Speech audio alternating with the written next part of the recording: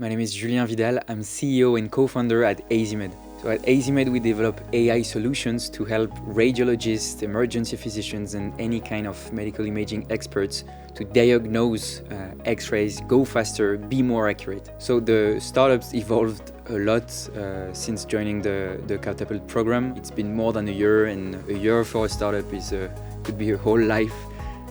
So clearly we expanded in way more countries. I think we were in 10 countries, now it's 19, so we almost doubled the size of the company. The experience at the Catapult program was great. We had a great time pitching the company and see the company evolving throughout the process. So the message I would give to other applicants for the program is that if they want to benefit from a really large network and to have some super strong advice about their business and how they present the company, definitely it should be a good place to be.